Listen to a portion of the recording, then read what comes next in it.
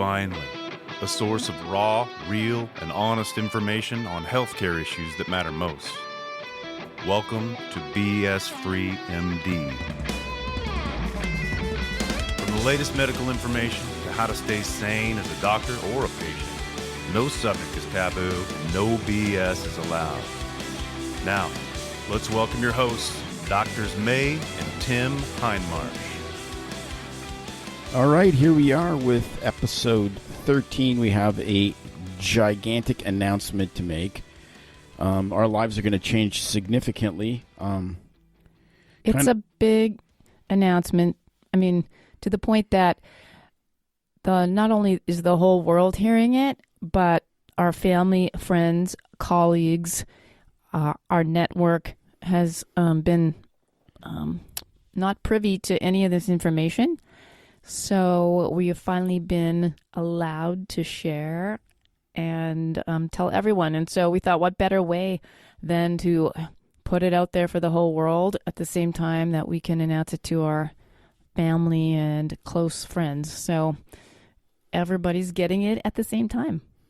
Kind of crazy. Yeah. Before we get into that, May has a word for us. So a great word from our sponsor here this week. It is from MR Insurance, a small business that helps physicians with their disability insurance needs. Michael Relvas is a CFP professional and insurance agent committed to helping physicians nationwide with their term life and disability insurance needs. He provides an objective, transparent, and education-focused process that aims to help physicians make prudent decisions and avoid overcomplicating things. We know what that's like. He exclusively offers own occupation disability insurance policies for residents, fellows, and attending physicians. We really like Michael and know he's got your best interest at heart when it comes to disability insurance. We know he'd be happy to help you with whatever your needs are. So you can find Michael at drpodcastnetwork.com/MR Insurance or contact him at 1-800-817-4522. Of course, I will link those in the notes. All right, so I think the best place to start with regards to what's going on is to kind of start at the beginning of how this story really unfolds. I'm so excited. And then kind of how the news, progresses from there. Yes, I think great idea. Why don't you start? Okay, so our son is studying aerospace engineering at a private school that has a long history of working with the military and so forth. And so we went to drop him off at college, did that was a couple years ago. And, it's kind of an intense thing, and then, of course, that's when they roll out all the really good food for the parents. And so you think that, the $10,000 extra that you're paying for room and board is actually worth it. And then, of course, as soon as the parents are gone, it's, back to macaroni and cheese. And the funny thing is when we were there and I was looking at all these young kids starting off in these careers, and I kind of went, oh, this is so cool. I wish I could go back in time, or I wish I could be one of them again, starting all over. This looks so exciting. Kind of ironic how I said that. Right. So, as usual, I was wearing one of my heavy metal T-shirts, and, you bump into a lot of faculty, advisors, other parents and so forth. And I bumped into this one guy, and he said, oh, Megadeth. And I said, yeah, I've seen him X number of times. I'm one of the only people in the world that has a Dave Mustaine signed parachute rig and all the rest of it. It's always, your T-shirts are always like a good conversation starter. I think I need to get on board with that, as much as I hate T-shirts, but anyway. Or conversation ender, as the case may be. Right. Or non-starter.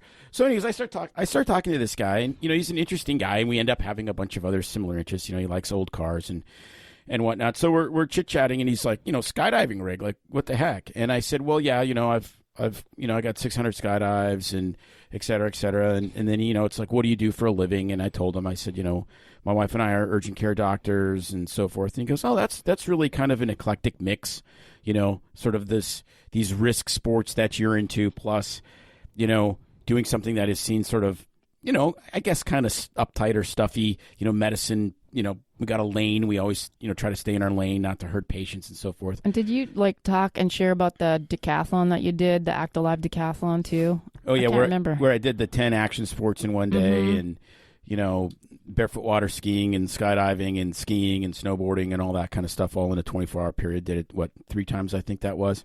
And Dre, I did it with you one year. You did. I did. Yeah, you did almost all of them. That's when you could still run before you had bionic hips. Hip replacements. Anyway, so, chit-chatting with this guy. His wife comes over. She seems really chill.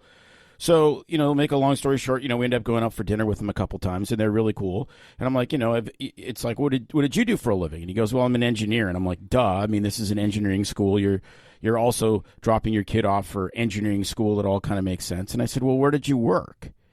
And he goes, are you familiar with JPL? And I'm like, Jet Propulsion Laboratory? I said, you are not going to believe this, okay? Because I had a medical student that worked at JPL. And this guy was amazing, and he still is. He actually lives reasonably close to us still. And he went into a surgical subspecialty and all the rest of this. But when he came, he was, I think, the second medical student I ever had. So this is like 25, 26 years ago. And there's a little bio that they write out, what their previous work experience, what their interests are. And it said previous work experience, and he just wrote down rocket scientist. I know, that was so funny. It was just ridiculous. We're looking at it, and we're like, this guy is full of BS, or this is going to be really interesting. Well, the exact quote I said to my partner was, he's either a smartass or a rocket scientist. And we meet him, and I think I met him for maybe 20 minutes. I said, well, it's clear that you're a rocket scientist and a smartass. Smartass, exactly. So we became fast friends because this guy's into cars too, and he's like rebuilding a differential from a 4x4 Dodge he brought with him so that, instead of just studying all night, he could do mechanical work and all the rest of it. And so I asked this guy, the guy's name was Bill, the fellow I met at our son's university. I said, Bill, so do you happen to know this guy named Bob? And I explained to him, and I said, did you know him at JPL? Because he worked at JPL as well, and then, moved up through NASA and ended up, living in Washington, D.C. until he got burned out on the political side of engineering and went into medicine. He goes, yeah, I know him very well. He's like, we were working together literally the day the space shuttle blew up, and Werner von Braun comes in and he says, Robert, it has been a very bad day. And you sit there and you go, Werner, this is, and I'm getting all goose pimply because this is. And I'm I know only part of the story from having Robert as the student, and I'm like. So I'm a major league. Tim's a space geek, especially the Apollo missions. And I'm a plane geek, growing up with the pilot dad. So basically, my head is filled with knowledge of the space program. And Mesa Head is just filled with space. But that's a different story. Shut the heck up. Yes, it is. Go on, dear. So at any rate, we're talking, and he's like, how long have you done your work, et cetera, et cetera. And I said, well, it's been about almost 30 years, and we enjoy it, but, it's different now, and, our kids are gone, and, blah, blah, blah. Maybe, you have a couple cocktails with these guys and everybody. And it's like, I said, maybe it's time to kind of explore other career options, maybe inside of medicine, maybe, non-clinical, just, it's just kind of time. We were really sharing about how burned out we were and that we needed something different in our lives. And I think, we even talked about all the adventures we'd done in the third world medicine and all the crazy hiking into the jungle where no one had been before and things we like to do. And this guy was getting all excited. And he's like, have you heard about the new program? And I'm like, what new program? Is this a stock thing? Is he going to sell me some investments? Is it like Melaleuca or whatever? And I'm like, Melaleuca? Anyway. Amway, program. I'm like, okay, maybe this guy's going to be just a weirdo. That's right. The new program. The new program. And he tells me about the new program. So well, what's the new program? And he goes, the new space program. And I said, well, my son and I had discussed this. They just released the names of the next, I think it is 15 or 20 astronauts, potential. The Space Force. Well, yeah. But this is different. This is, a lot of these people are very experienced. And they said, this is like literally a potential moon base because it probably makes sense if we're ever going to go to Mars that it needs to, that rocket should probably be assembled and launched from the moon. And he's like, it's going to be, we're going to have to, continue to expand our presence there because it's relatively close. The technology is so much better than it was. This is Elon Musk stuff. He's convinced that we have to, explore and get to Mars and all the rest of it. And I said, so then I'm sitting there just like watching Tim's eyes light up, and I'm like, this is pretty cool. But I'm getting enlightened and getting schooled in a lesson because I'm a little behind on all this stuff compared to you because you keep up on a lot of that. But it was fun watching. So then he says, well, the new program is they really are going to, need a presence on the moon for a significant period of time. And if that's the case, there's some very significant types of people they're going to need to do that, to build essentially the infrastructure so that they can, then, potentially get into doing Mars rockets, et cetera, et cetera. And there's a couple things that that's really critical. First of all, they have to have very generalized medical professionals that have to be there all the time. It's like a cruise ship. The only person, this blew my mind, the only person that has to be on the ship, that can't be late, that has to be on the ship, and if they are late, the ship does not move, is the ship's doctor. They can take the ship and take it out of port and bring the captain later on a tender. Fun fact for you all. But they can't leave we did not know without that the doctor. And we I'm like, took a cruise. I'm like, so you're telling me that they're going to have like this, potential lunar colony, and they want experienced people. And the other thing is, and it's really weird because I remember hearing this story from a guy when we were going to these Christian family camps about the mental maturity that it takes to be isolated. And this guy was on the expedition that was the first trans-Arctic expedition that walked. They walked all the way across the Arctic. Mm-hmm. They had to do it in winter because it's that's the only time you can walk across it because right. it starts to thaw. And you had to be a minimum of, I think it was 30 or 35 years old to spend a winter in the Arctic because basically you're in a yurt with 4 or 5 other people. And if you don't have kind of the mental capacity for that kind of isolation, you're killing and eating each other. Well, that's basically. The thing. I mean, I lived in a yurt in Mongolia. That was... Oh, the diarrhea factory? Yeah, that's a good episode for things doctors do in mission trips. But yeah, I lived in a yurt. Plus, I practically lived in the Arctic growing up in northern Canada. Not quite the same as what he was referencing, but you're right. The mental fortitude, maturity to deal with people in those situations, tough situations, is something that, I would say it's kind of like athletes and, how they do all the psychological, not training, but psychological counseling training towards their sport. I mean, there's a really giant psychological component to a lot of this stuff that people don't realize. And in these endurance, what's the word? Not adventures or endurance type of missions that people are doing, the psychological component is a huge thing, more than you'd really realize. And that's probably sometimes half of it, not just the physical part. So that's what he's telling me. He said, so here's the deal. He said, if you're looking to try to do something different, why don't you do something? And this is the actual quote, and it just blew my mind. Like I almost had martini squirting out of my nose. He goes, why don't you do something out of this world?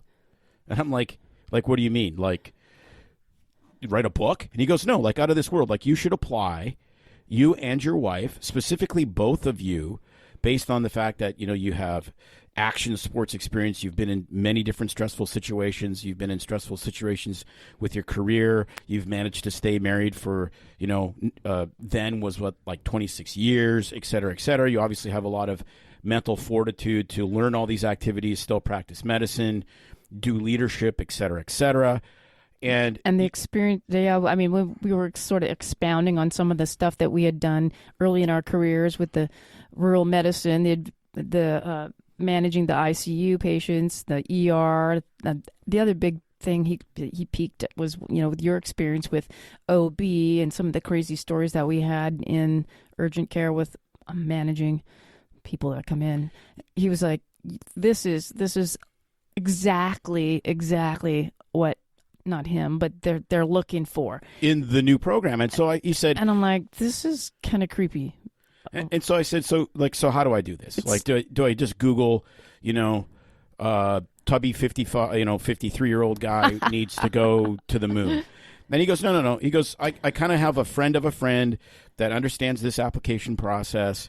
We'll type hook you up a CV, send some of your videos from some of the adventures that you've done, detail exclusively, places you've been where you've been isolated, like when we got lost in the mountains of the Philippines.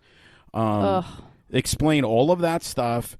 And then do a little video. We sent them the links to the podcast, which was either gonna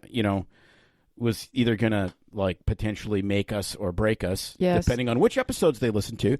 And so I like writing, so I was working on that, filling out all this stuff, making like a bio and telling stories and just sharing things that we had done with our training, as well as sort of showcasing our strengths and everything from my background growing up with my dad as a pilot, all of Tim's interests in space stuff, all the adventure things, how long we've been married, how our relationship is, how strong it is, things we worked through together. I mean, it was like crazy intense, just the paperwork part of it. It was like a major interview. Yeah, I mean, this is still the United States government, which is the kings of paperwork. So we did this. And all the meanwhile, it's like, we didn't say anything to anybody because we're like, okay, this is going to be so embarrassing if this doesn't pan out. Well, yeah. No one's going to believe it. So let's just do it, keep our lips shut, and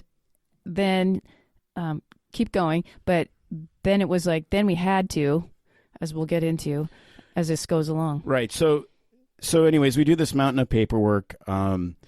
Medical records are sent in, medical license stuff, like all the usual things you'd get for a medical license. That goes in. We started that about 6 months after we met Bill. So all that stuff goes in. And didn't you call? Yeah, you did. Then you called Robert to see if he knew anything about this and check it out and see if it was totally legit, because he still got connections. And it was kind of fun catching up with him. But he's like, oh yeah, I know about that. No, this guy's legit. I remember him. It was pretty kind of fun having a nice chat and catching up. And so we felt really comfortable about it. But anyway, this goes on and we get this done. And then do you remember when we got the call back? So we get this call back.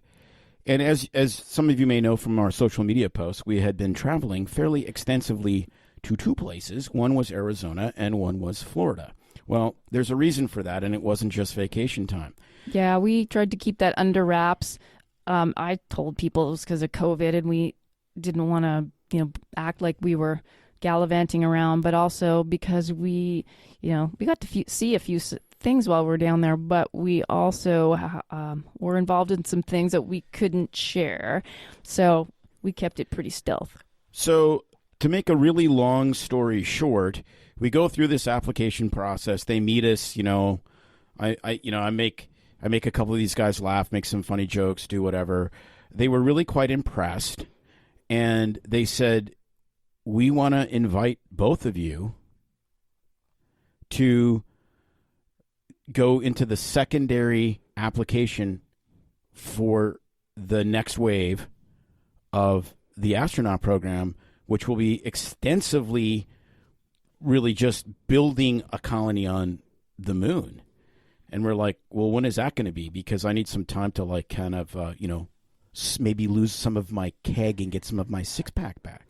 They said, yeah, don't worry about it. We've realized. They said this. They said this. It was amazing. They said, I'm like, we have learned what? We have learned through tons of these missions, through the stuff like the Kelly brothers that were both astronauts from Arizona, now a senator from Arizona. that the mental and the disciplinary activities that go on are far more critical than the physical. Like, you have to be reasonably fit and reasonably healthy, but they also realize that people are going to be up there for a long time, and experience and, kind of mental fortitude is far more important. And they're like, dude, if you need to, we'll get you in shape. Don't worry about that now. And I'm like, my wife has an artificial hip, for God's sake. They're like, they're like, literally, that's an advantage. Because if we're going to actually start to colonize space, we need to see what different things do. And if you're willing to kind of go through some experiments and whatever, then, And I'm like, oh, crap, because I've been having trouble with my knee. So they've got me, I've seen 3 different physical therapists since I've been back home. They're busting their ass to get that back in shape. We have some gym equipment, our Peloton and Tim's Zero Runner. We have been busting it at home, working out, doing our Peloton. Yay, Peloton. Getting our, because I'm like, we want to be as fit as we can because of our age. So we've been working on that on the side. And because I'm like, I'm just blown away. Of course, I'm still so excited, can barely talk about it. And when we go through these tests, I still want to be in as best shape as I can. When we were in Arizona, wasn't it so cool, though, when we got to go see Luke? I mean, I always get excited just watching the planes fly over when we were visiting friends in your sister's place. But when we got to go and get the tour, and when we were getting the final applications through, I felt like so cool. And our son, who goes to school and he's in Air Force, would just die because... Well, it was crazy because part of the assessment, because we were accepted into the second phase, which is a very small group. Now we have, we're like, okay, we're getting into the second phase, and this is, 6-8 months ago. And it's like, okay, well, now we got a 50-50 chance of actually going to the freaking moon. And I'm like, this is just ridiculous, okay? So, I mean, I'm going to be the first, lawn ornament, garden gnome on the moon, I guess. So, at any rate, so we go to Luke Air Force Base. They have the Vomit Comet there, which is the specially designed, it's like a 727 that they do these really super sharp climbs in a steep dive. And when you kind of go over that parabolic arc, you get weightless for like a minute, and I'm like, this is the coolest thing I've ever done in my life. You love it, and I hate it. May literally made a ball of puke.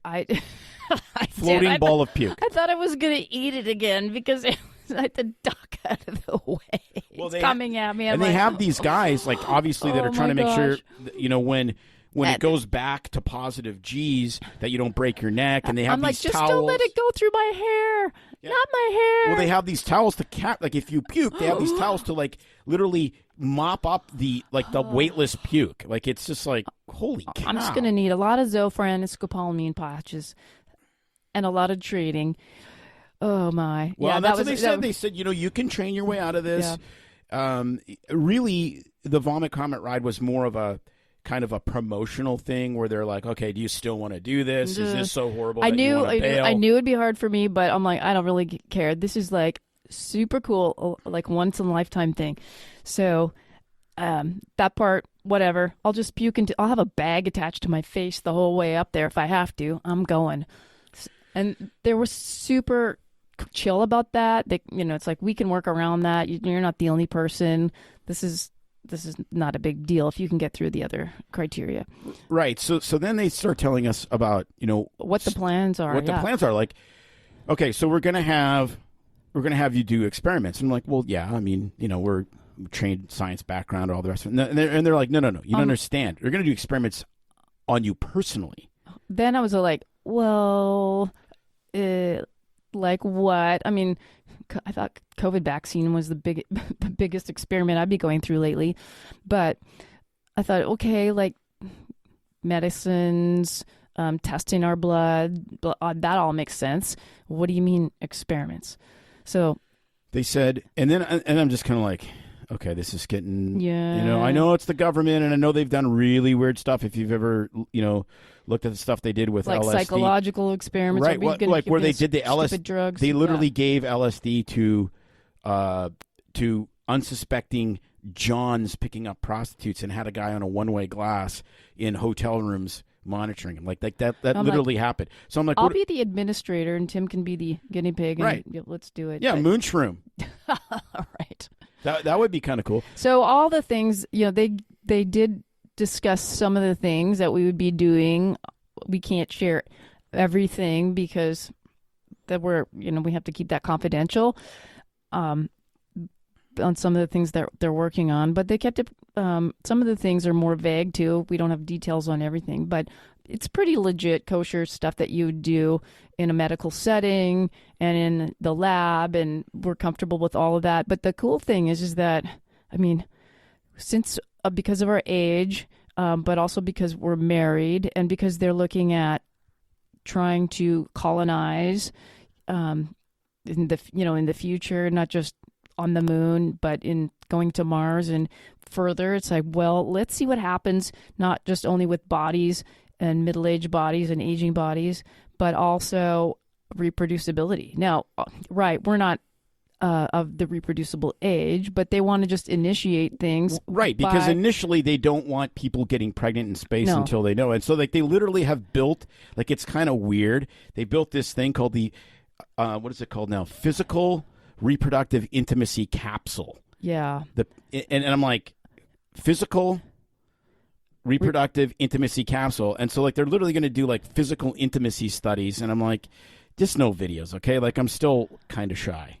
And I may not be able to actually do the experiment if it's on camera. Yeah, so that, I was like, so no, no, we'll go ahead into the capsule. There's just actually, initially, you just have to record your findings. There's data monitoring sensors in there. Without getting into too much detail, they actually have ability to measure heart rate and temperature and your pulse and oxygen capacity and how much oxygen and carbon dioxide you're consuming while having sex, and measure, to make sure Tim's not going to have a heart attack and I'm not going to have a migraine, and all these things, and weightlessness, how that affects it. It's going to be kind of fun having sex in space. Well, but they're going to save that till the moon, so there'll be at least a little bit of gravity, thank God. So at any rate, so this goes on, and we're like, okay, this is several months ago, and we're like, okay, well, whatever, 50-50 chance, what are we going to do? And then just this last week, we were away again, and that's because we got accepted, so we're actually going to be astronauts. Got it! I can't believe it! We're going to be in space! I know, it's really weird, and it's not just space, it's the moon. I'm thinking it's time for me to get a tattoo. I think it's time. What the heck? Well, this one, you should get a full back piece for this one. I know. Then they can, maybe we could do it in space and see what happens. I'm just so super excited. Oh my gosh, I'll try not to yell into this mic. They announced actually the name of the program yet? Because I don't know if there's anything, I forgot to look online. They were going to put it out there. The Physicians in Space Study, PISS. That's the an acronym for it. The PISS. So if you look up the PISS program, it should be coming out pretty soon. It's kind of a weird name, but yeah, look that up. See if the government's never named anything weird, so HIPAA. So we'll be the first ones going in the new PISS program. The capsule was if you want to, I don't think that there's anything on that about the prick capsule yet, but no, that will be coming out later, especially as the experiments get going. So we're excited, and I'm just thinking of May, what's when we're actually on the moon, and it's going to be for several months. We'll be there for a minimum of 6 months, potentially a year.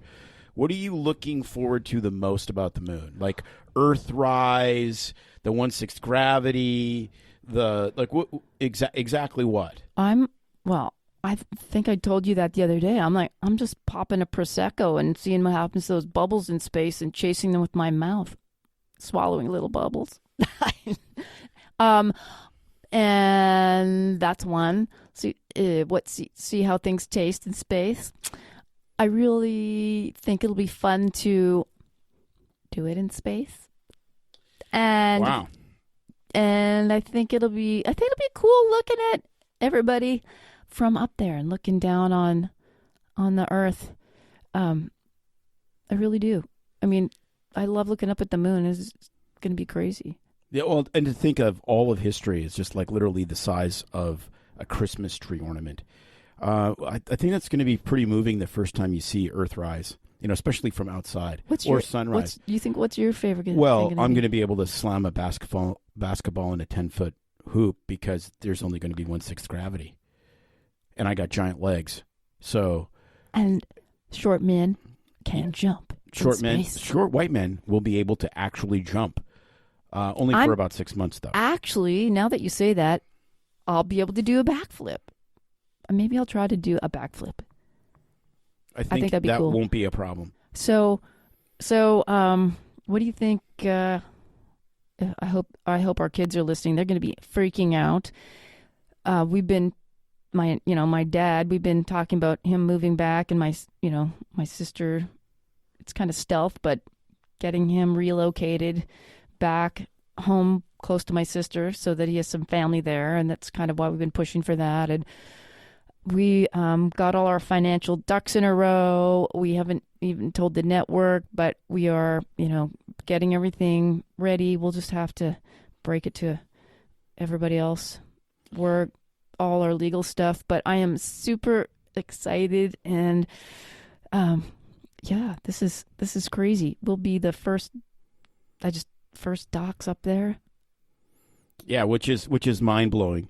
I mean, I thought I did I thought I had ticked every box in my medical career, and that maybe it was time to move on to something else, sell used cars, that kind of thing. I don't know, something else, and I'm like, wow, I guess there's another box to tick, and it's a pretty big one, and it's it's 250,000 miles away. Isn't that? Can you believe it? Like, what are the odds of that? What are the odds?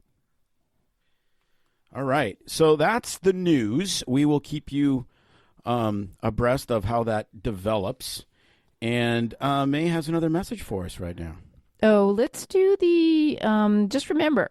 I'm super excited about this announcement. I wanted you to remember about our sponsor, and don't forget to reach out to MR Insurance Consultants, where their goal is to assist physicians in obtaining the most comprehensive coverage available to fit their unique situation. Reach out for both excellent and quality service at drpodcastnetwork.com/MR Insurance. I will link that in the show notes. Do they insure with the astronauts? Dr. Astronaut? Yeah. AstroDoc? I think we probably should do something about that. We'll have to consult with our financial advisor, because our kids would be really upset if we burned up in space, I'm sure. Yeah, so we really should have named this Burnout or Burn Up, because it's going to be one or the other, right? And so maybe we will. Maybe we should name it that.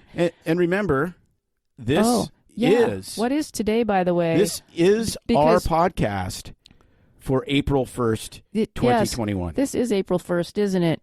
Funny how that is. It's what... I just love April 1st for some reason. Strange how news always drops on April 1st. Especially before noon. It's more amazing significant. News. April 1st. Yeah. All right. Well, that's the show for this week. I hope you enjoyed this April 1st podcast. It's been our pleasure. All right. And as always. And this is not BS-free MD today. Yeah, it's kind of BS-full. It's BS-full. Anyways, we shall see you all next Thursday again. Thanks for listening. Thanks, and hope you enjoyed this special episode. Check out our episodes on your favorite podcast stream place, either Apple, iHeart, Spotify, wherever you listen. But most importantly, please share it with somebody that you love. Share this episode with somebody you don't love. And we will be back next week. And give us lots of good ratings. Thank you. It's no secret that medicine is a bit uptight. That's why Tim and I created BS Free MD, to mix things up a little and have fun in the process. Besides, we are having these exact same discussions all the time, so we thought we might as well invite everyone to the party. If you really like us, you can get plenty more, and maybe see one of Tim's cool tattoos on our Instagram or Facebook pages at BS Free MD. See you next time.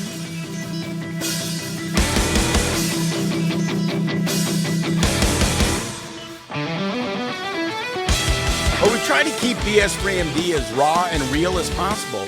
We can't be held responsible for any medical decisions or discussions had as a result of what you've heard on the show. We know, bummer.